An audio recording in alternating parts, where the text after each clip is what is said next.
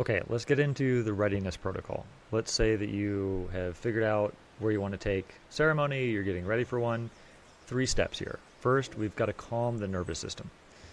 A couple good ways to do this is practice 1 or 2 or more of these daily. So some light movement, some breath work, like you could look up Wim Hof breath work if you want, meditation, reduce the amount of screen time you have, like don't be 20 hours on your phone a day before ceremony kind of thing. Don't be using any substances like alcohol, like marijuana. Keep your food simple. The idea is you're prepping your nervous system, not your mind here. So you want your nervous system to calm down, and you want to get into a place where you're ready mentally, emotionally, and spiritually for ceremony. A lot of times that can be really challenging because as veterans, we're trying to, well, just people in general, we're trying to turn off our minds and distract ourselves. So as much as you can, try not to do that. Number 2 is you got to set your internal posture.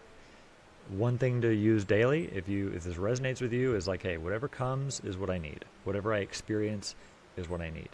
Because your posture here in terms of surrendering is more important than the intention.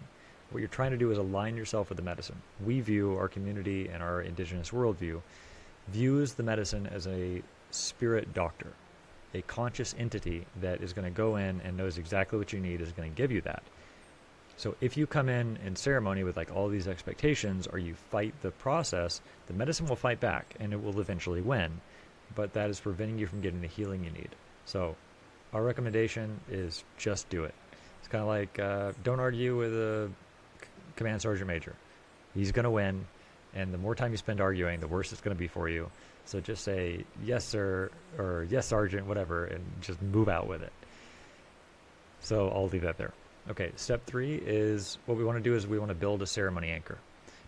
One way is like, and what a ceremony anchor is, like you're looking for something to return to if things in the medicine get a little bit chaotic, or if you're feeling a little bit panicked, or if you're in your emotions. You can repeat, I'm safe, or let it come, or I don't need to control this.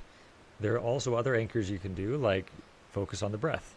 So breathe in, breathe out, kind of like Vipassana meditation, or you can ask for help, and we'll kind of go into those a little bit later. Now here's something to look at for yourself. You want to look for any red flags here, and do not proceed to ceremony if you can check any one of these boxes, right?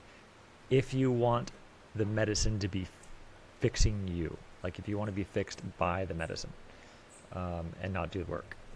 Okay, that's an important point. If your life is chaotic and completely out of control. If you're hiding the ceremony from loved ones. Okay?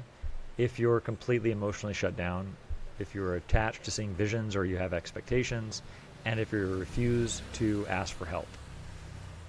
Now, you can be struggling with any one of these things, and that's not a indicator to not do ceremony. But if you can say yes to any one of these and you're not willing to change it, then that's a red flag. One sentence takeaway: the ceremony begins the moment that you decide to prepare. And this sounds crazy, but the moment that you decide to take a ceremony, the medicine starts working on you. And so be prepared for these things coming up. Doubts, questions, concerns, that's why we're here. Comment in the course, send me an email.